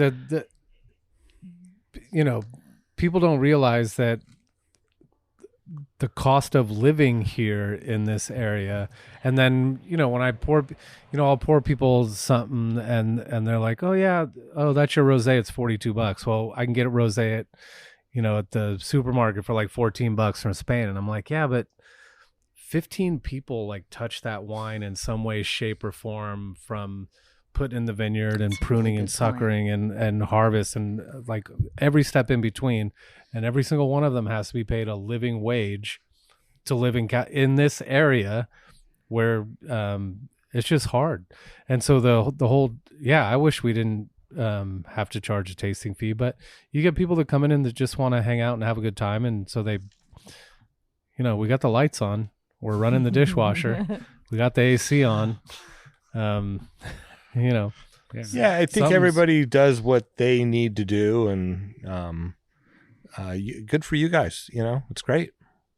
Yeah. If we're all looking for entry level, consumers, and the ability to come and taste there and bring those people in, you guys should be charging after it, right? Then send them down. A lot of to our see us. customers are local too, so we keep them in mind in terms. So when you say local, would you say that's like Sacramento? The whole east side of the Sacramento area, all the way to Lincoln. Yeah. So there, Eldorado Hills is big big. price hikes would put them in shock. Yep. So we have to be mindful. Right. Yeah. I mean, I know a number of people that moved from the Bay Area up to Lincoln, and they all certainly seem to be big time partiers. So I imagine, and they're all wine drinkers. I know I've seen them at both of your wineries in posts and stuff. So anyway, it's where the party's at, up in El Dorado. The cheaper party anyway. Where do you guys eat? Like, if people come up there and want to have dinner, spot they can come. Dinner. There's some local restaurants. We do lunch at Starfield. So we just rolled out a Roman style pizza program at Starfield that's now open. What's Roman style pizza? What is Roman style pizza? That is pizza alla palla, pizza alla taglio is basically like square pizzas, a little bit made a little bit airier, 3-day fermentation on the dough, everything made in house from scratch. So yeah, it's just good pizza, honestly, is what it is. Your dad manned the pizza oven? No, gosh, he's an Excel spreadsheet guy. That's why he's not sitting here at the table. But he's I'm sure he's in his office right now staring at spreadsheets. But yeah, no, it's if anything, I was gonna man the pizza oven, and then I probably would not be here. But you were already researching heirloom varieties of wheat. I was. Yeah. I literally was. And we magically found someone at a restaurant that closed nearby, and he didn't even know that we were posting an ad for a pizza chef, and he was like, "Hey," and then he had a bunch of roundtable experience, so he's like, "Oh, this is like right up my alley." Totally. Little Placerville has a lot of fun pubs. There's always a really colorful group of people that you'll find in all these sort of little burger places, pubs. We've probably got the most amazing sandwich shop in California.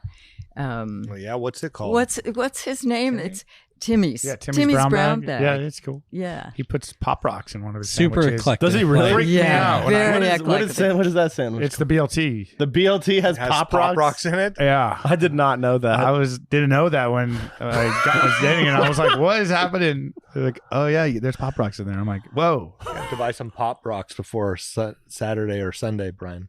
We're throwing a party here on Sunday. Pop Rocks wine pairing. Dusky Estes is bringing her food truck, and she's doing BLTs. Yeah, she raises her own pigs. She's doing BLTs. Fuck no, leave the Pop Rocks out of it. I don't want to have nothing to do with Pop Rocks anymore. I got that out of my system when I was 9.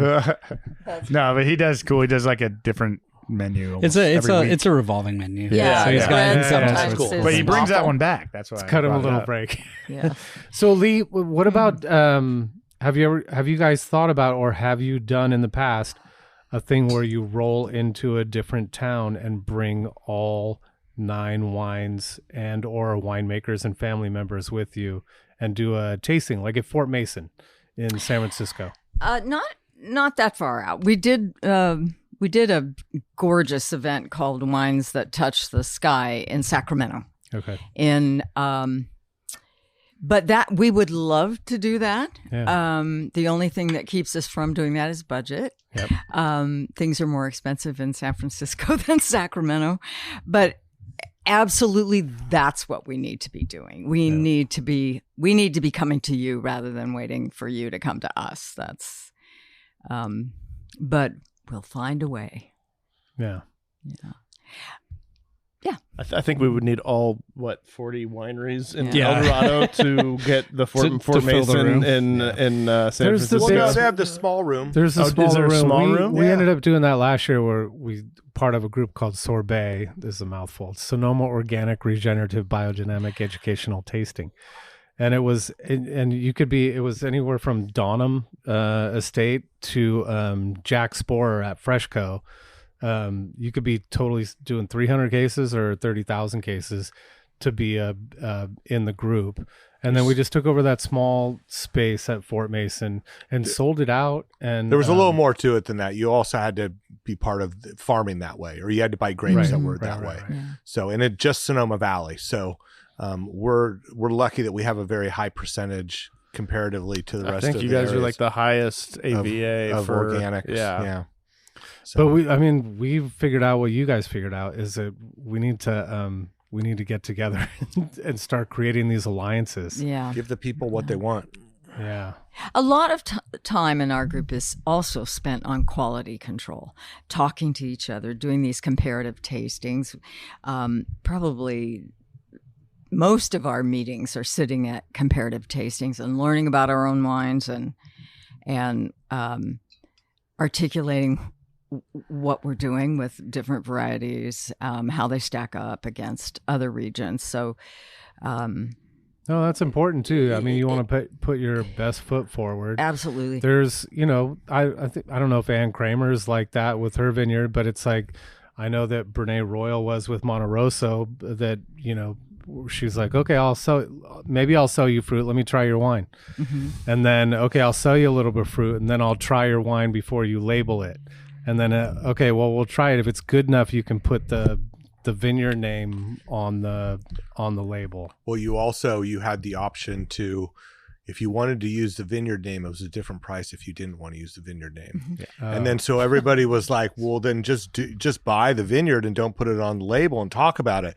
But she was out policing those people because she knew who she was selling to. And, and when you have the power of Gallo behind you. I think Beckstoffer was one of the first to do that. Right. You're going to put my name on my bottle, your bottle, it's going to cost you a little more. Quickest way to $25,000 a ton. But you guys Listen doing to it that as an voice. organization, I mean, Yeah. that's a good way. Yeah, we're small. Our El Dorado 8 is small but mighty. I mean, we have, I think, come a long way in terms of recognition. I don't know how you guys feel, but We're further than we were 10 years ago. So. And so how long has this group been together? 6 years. 6 years. 6 years. Yeah, but it's an offshoot of a previous effort by the Regional Winery Association. So it's an ongoing effort to Struggle. Yeah. So to We raise have awareness. I mean, you fun. talk about El Dorado and nobody outside of Sacramento has heard of us, which is unfortunate, but We're in that's the where we're Roan here. community. And I still feel like we kind of know. Yeah, I still go 20 minutes away to port an event, and people are still like, "Oh, are there wineries up there?" Oh yeah, that happens in Sac Really? all the time. It does, huh? Yeah. Yep. And is it that they think it's Amador? Going back to that old conversation. I Part- think they go partially. to Does that Napa happen? a lot from Sacramento. They get Yeah. washed in Apple Yeah. Hill stuff too. Yeah, I mean, I think a couple things happen. When I say El Dorado, people go, "Oh, you're Amador," or you say we're in the Sierra foothills, Right. and they just think like, It's Amador. yeah, it's Amador. I mean, I've had conversations with very advanced somms about El Dorado, and they go, "Oh yeah, Amador's great." I'm like, okay, So, yeah, this is it's what I think Amador is 500 to 1,600 feet at the tallest, but the average vineyard height I think is somewhere around 800 to 1,500 or something like that. So feet elevation, whereas we're I don't know anyone in our group that is below 2,000 feet. But yeah, I would say even the Sierra foothills in general doesn't have great recognition in terms of awareness, consumer awareness for sure. But even in media, it's still a stretch to say oh, we're from the Sierra foothills and know that they fully understand where you're talking about. Well, if it makes you feel any better, just a couple weeks ago, I heard someone here in Sonoma say, "God, we really love Napa." It happens all the time to us. So They're on their phones so, and they're telling their friends, you that, know, "Oh yeah, they're we're not in Napa. aware. We're tasting wine." We're like, "Get the fuck out of my tasting." You're close. You're close, but we get it. Do you know what Not the quite. journalistic media, whatever you want to call it, community needs to help us out a little bit, and get braver and come and see some of our little smaller micro regions in the state. I think that it's more interesting Fair play. to talk about. Yeah. Yeah, fair play's in El Dorado County. Yeah. Yeah. They're sub AVA within the Eldorado. Actually, they're interestingly enough both in Amador and Eldorado, which is funny. But yeah, generally an Eldorado. I'm pretty sure AVA. it's the only sub AVA It's the only sub AVA in Eldorado. Sierra Foothills. Yeah. I think. Yeah. Well, yeah, that's And was one of my only sources for Movedra for a while. If you need Movedra, I've sold it to both of these guys. it's good. It's good. It's good. They Movedra. had theirs. I didn't bring it today, but Yeah. if I'd known. Yeah. Overall, though, it's that's what we're here talking about the region, so Totally. people can learn about it. It's just getting the wine in people's mouths. I, for 8 years, was the wine director at the Girl and the Fig down the street. It's a Rhone-only wine program. People would come in all the time. How come there's no Cab, no Chard, no Zin, no Sauvignon Blanc? But as soon as you poured them something, you got it in their mouth. They were like, holy shit, I didn't know that I liked Grenache or Syrah or Picpoul or Roussan or whatever it was. But it was just getting it in people's mouths. Once you get something in people's mouths and they know they like it, their whole thing changes. It's these people that take over the wine list when they sit down at the table that have this preconceived notion of where good wine comes from or what Right. varietals that they tend to enjoy. And you need to flick those people out of the way and say, hey, have you guys ever had this? Kind of branch Brian- out of your comfort zone a little bit. It's that, what was that movie with Robin Williams? Stand Up on Your Desk. Captain, yeah. my captain. I've seen I it. want you to see I the just- world from a different perspective. Yes. It's like, okay, we don't,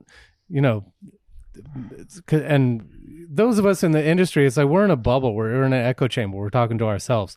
I buy Harmeyer Chenin Blanc for $15 a bottle at Bottle Barn, and I'm like, this blows doors off a bunch of other shit around here that I'm buying.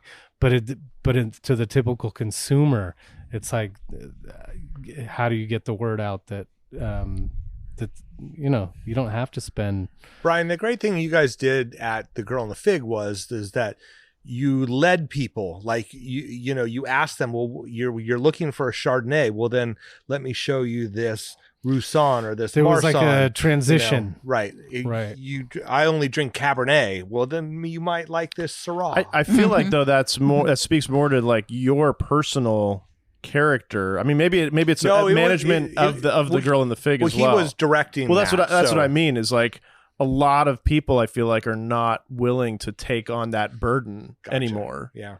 It is okay. So to those people out there, if there are people like that, let me tell you that it is the most fun that you will ever have selling wine. Because then when I left there, I went to this Fairmont Sonoma Mission Inn, back to Pinot, Cab, Chardonnay, Sauvignon Blanc, and it was the most boring fucking job on the planet because people are just shopping by labels. Yeah. And I'm sure people appreciate like you guiding them to new and exciting things that they wouldn't have otherwise tasted. But that's what everyone needs to be doing. And I think that's what I mean. I think all of us share that passion to bring that experience to those people, which is one of the fun things about El Dorado. But I do think I increasingly find that attitude less and less at restaurants and wine shops and AI things like that. Psalms and of like, hey, this might taste a little bit like a Pinot, or this is like a place to launch from to get a little bit into these other more esoteric or sort of unheard of varieties that are kind of a fun thing. When you got to be willing to back it too, because I would tell people, hey, I'm recommending this over this. If you don't like it, I'll take it back. And I'll either drink it myself or I'll pour it by the glass at the bar. Like, totally, you need to try something new, and I'm willing to put myself behind it. Yeah, you guys, all these wines that we've had today are fucking great. Thank you. And especially for the price point that you guys are charging, like I wish I lived 5 minutes away from you guys because I'm a daily wine drinker.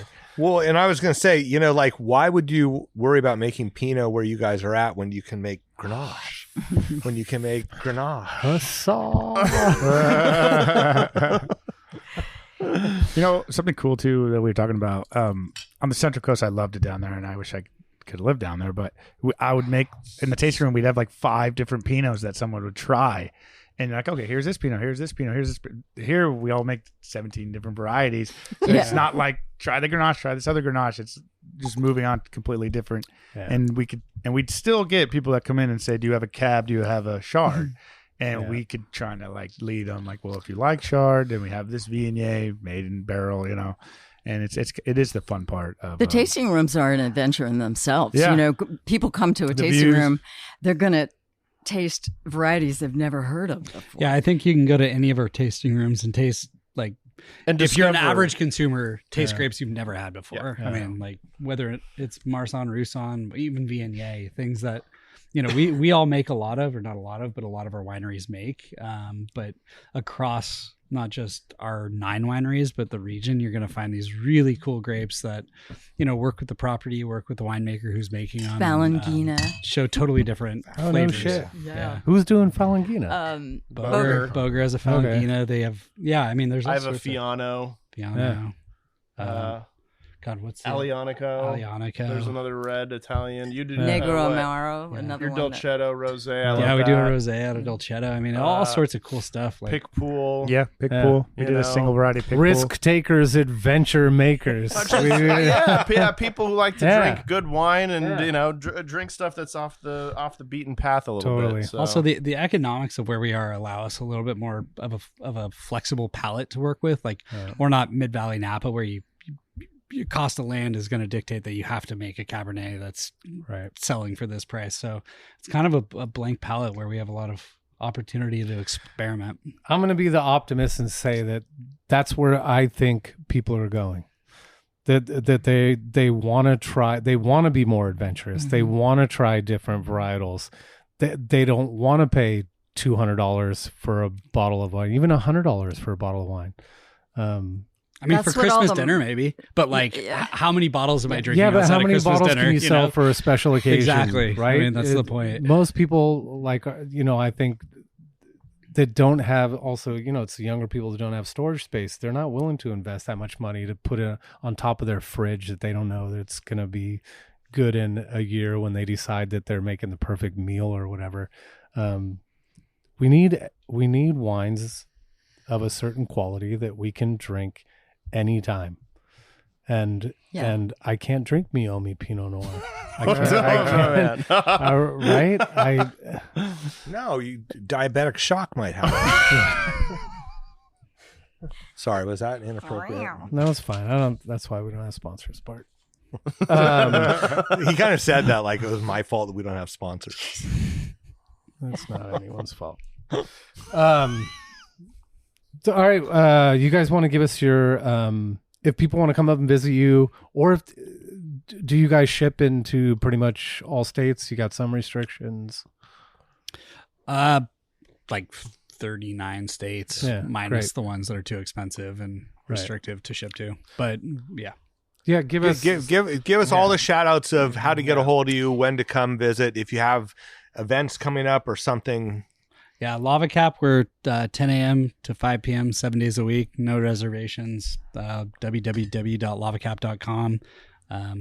Yeah, super family friendly, really accessible, fun, high quality handmade mountain wines. Yeah.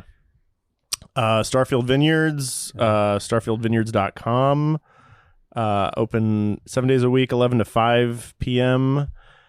We do offer full service kitchen, so you can get some appetizers and Roman style pizza, 17 different varieties. I think we make 20 to 25 different wines, sparkling, rosés, whatever. We got something for everyone. So yeah, come up and taste and eat. Yeah, and then kind of talked about Delfino Farms. That's the name of our actual farm. Edio Vineyards is our wine label. Jones Apple Bakery is the bakery. Instagram, Delfino Farms. You can see what we're doing, what we got going on. We'd have our concert series throughout all summer, typically Saturday nights. We're open Thursday to Monday, 11 a.m. to 5. And then apple season. If you're an Apple Hill person, come in September because October and November is crazy. If you want to learn about El Dorado 8, go to sierrahighlands.org and Instagram El Dorado 8. Thank you, Lee. Oh, no. Thank you, guys. Thanks for bringing the crew. I have crawled on my belly trying to get Bart's attention. That was such a But Lee, we made it happen. You we made did. it happen. Yeah, you even respond to me, which is unusual. We wanted to get you guys real close to the 420th episode. So We're close. because there's going to be a lot of focus around all these, lot of and we're getting smoke. close to it. Yeah, exactly. Blowing a lot of smoke out of people's. I Yeah, don't know that that's going to be a very functional episode. we haven't even discussed it yet, and it's already got a reputation. Yeah. We decided not to do a press release on our 400th episode. We decided to wait till the 420th episode. Yeah. I'll let you guys figure Because it out. that's- I Cool. can't figure that out. Duh. Yeah. Yeah, with Um, the tie dye everywhere. Yeah, That's not a clue. yeah. That's the tie dye is not what the podcast is solely about, although sometimes it appears to be that Pretty way. great. we're having a party here on Sunday, so we usually hang up the big tie-dye backdrop at the barn out on Denmark Street, but I like putting it up. Some people don't like it. I love it. It's I think great. Ben Jammin did it. Anyone that's in the community, yeah, might know Ben. Shout outs, Bart. What do you got going on this? Oh, Brian, you always do this to me. Okay, never mind. The tasting room, the tank is open. Make an appointment. Come see me. We have wines to taste. Tickets are available for the direct-to-consumer wine symposium. Early bird tickets went on sale. Going to be in Monterey. I know there's going to be some kind of golf. You know what? Can we talk about that after? You know what? That's a great fucking idea that just came into my brain. Having some or all of you come to the direct-to-consumer wine symposium. It's going to be in Monterey. It's held every year. Like to introduce different regions. Last year they kind of talked about San Lucia Highlands was a focus. Maybe and Barbara's real hot on Texas right now. But anyway, I think that's a good conversation to have moving forward, is to maybe do a little symposium on El Dorado. Yeah. And for any of you the three of you that can send someone, or it's well worth coming down. It's a really well done event, and you get to hang out in Monterey for 3 days. Yeah. That sounds great. That sounds fabulous. Fun. Yeah. Yeah. What day is that? It's in January. January? Oh, man. yeah. Okay. That's amazing. That's a an amazing perfect time. Yeah. In 6 months, we'll all remember what the dates are, but now we just say it's in January. It's in January. You can go freethegrapes.org. We're big supporters. And then August 9th here at the 16600 Tasting Room, it's our big Stanley Mouse Appreciation Day. Stanley will be here painting live. We got Where's West is going to be playing back here on the back porch, and Fiorella, the chef from Ali Kai, doing food for us. So we're looking forward. In a few days we got a big party going on here, which Which will be over by the time you hear this. for sure. We'll be very tired. I'm actually heading up to my wife's family goes to Downeyville. Mountain biking. That's a big mountain biking. You see more blood. Yeah. We I go can up there for a imagine. week. We go up for 4th of July. Yeah, and I see a cool lot of area. blood. People Yeah. coming down off the hill. Yeah. Yeah. It's a cool little town. Yeah, totally. All right, everyone. Thanks for listening. If you need to get hold of Lee, how can people do that if they want to reach out to you? They can go to sierrahighlands.org, or they can ring me up, text me, 707-332-0857. Bold. Leaving the phone Wow. number. I love it. If you have any complaints about the show, just leave it to that phone number. All right. Thanks for listening, everyone.